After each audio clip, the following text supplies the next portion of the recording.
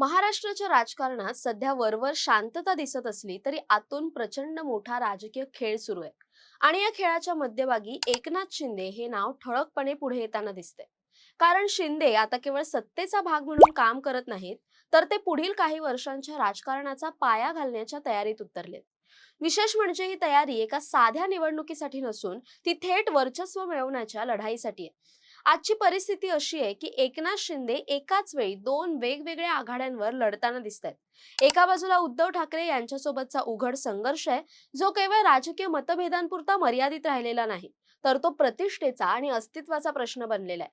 शिवसेना पक्ष, चिन्ह, वारसा आणि विचारसरणी या सगळ्यांवरून सुरू झालेला वाद अजूनही पूर्णपणे शांत झालेला नाही. उद्धव ठाकरे वारंवार एकनाथ शिंदेंवर टीका करताना त्यांना गद्दार म्हणण्याची एकही संधी सोडत नाहीत. तर दुसरीकडे शिंदेही आपल्या खास आक्रमक शैलीत प्रत्युत्तर देत असतात.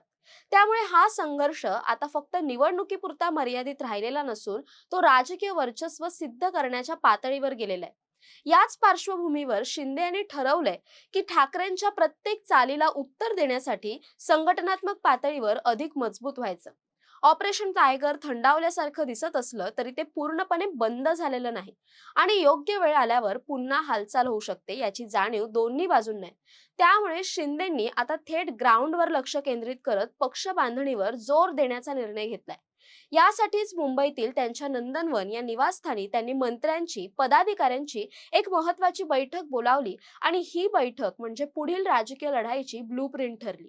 या बैठकीत शिंदेंनी स्पष्ट संदेश दिला की येणाऱ्या स्थानिक स्वराज्य संस्थांच्या निवडणुका या केवळ औपचारिक निवडणुका नसून त्या पक्षाची खरी ताकद दाखवण्याची संधी आहेत आणि त्यामुळे जिंकायचंच, अन्यथा पर्याय नाही, हा आदेशच त्यांनी दिला. या बैठकीत सर्वात महत्वाचा निर्णय म्हणजे संपर्क मंत्री अभियान सुरू करण्याचा घेण्यात आला.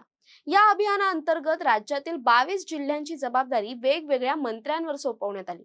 प्रत्येक मंत्र्याला 2 जिल्हे देऊन त्या त्या भागात पक्षाची ताकद वाढवण्याची, कार्यकर्त्यांशी थेट संपर्क साधण्याची आणि स्थानिक पातळीवर मजबूत नेटवर्क उभं करण्याची जबाबदारी देण्यात आली.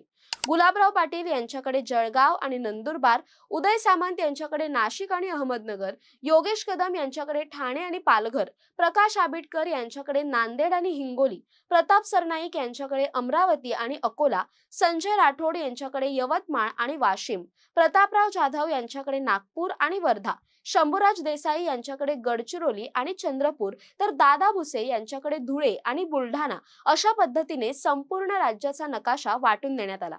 या सगळ्यांबरोबरच स्पष्ट टार्गेट देण्यात आलं की जिल्हा परिषद आणि पंचायत समितीच्या जास्तीत जास्त जागा जिंकून स्थानिक सत्तेवर पकड निर्माण करायची. कारण शिंदेंना हे पूर्णपणे समजलंय की खरी राजकीय ताकद ही फक्त विधानसभेत नसते, ती गाव पातळीवर आणि तालुका पातळीवर तयार होत असते. म्हणूनच त्यांनी निधी, प्रशासन आणि कार्यकर्ते या तिन्ही स्तरांवर एकाच वेळी काम करण्याचा प्लॅन आखलाय. जिल्हा नियोजन समितीच्या माध्यमातून निधी थेट स्थानिक कार्यकर्त्यांपर्यंत पोहोचवणं, सरकारी समित्यांमध्ये आपले प्रतिनिधित्व वाढवणं आणि बूथ लेवल एजंट्सचे प्रशिक्षण देऊन निवडणूक यंत्रणा पूर्णपणे सज्ज ठेवणं, या सगळ्या गोष्टींवर त्यांनी विशेष भर दिलाय. परंतु या सगळ्याच्या पाठीमागे आणखी एक महत्वाचा आणि थोडासा गुंतागुंतीचा मुद्दा आहे, तो म्हणजे भाजप सोबतचे संबंध.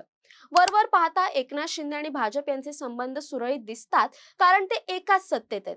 मात्र राजकीय वर्तुळात अशी चर्चा आहे की राज्यात शिंदे गटाची ताकद मर्यादित ठेवण्याचे प्रयत्नही सुरू आहेत. साताऱ्यात घडलेला प्रकार, जिथे पालकमंत्री शंभूराज देसाई यांच्याशी संबंधित वाद उफाळून आला, तसेच महेश शिंदे यांसारख्या आमदारांचा दूर जाण्याचा प्रसंग, हे सगळे संकेत म्हणून पाहिले जातात.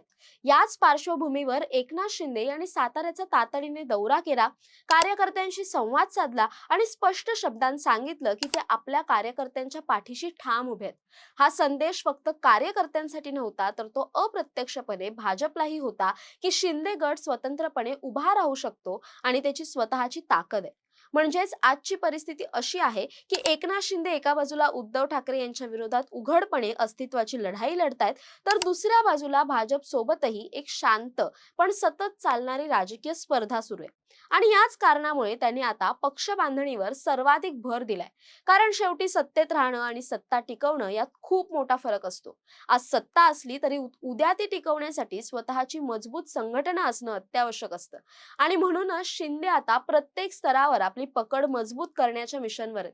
यामुळेच पुढील काही महिने महाराष्ट्राच्या राजकारणासाठी अत्यंत निर्णायक ठरणार आहेत.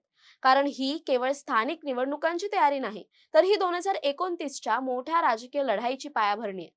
आणि या लढाईत जो ग्राउंडवर मजबूत असेल, कार्यकर्त्यांशी जोडलेला असेल आणि संघटनात्मक दृष्ट्या सक्षम असेल, तोच पुढे जाऊ शकतो.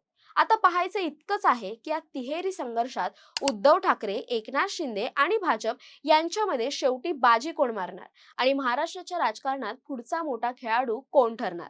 या सर्वाबद्दल तुमचं काय मत आहे कमेंट करून नक्की कळवा. तसेच अशा नवनवीन व्हिडिओसाठी टाइम महाराष्ट्रला सबस्क्राईब करा. धन्यवाद.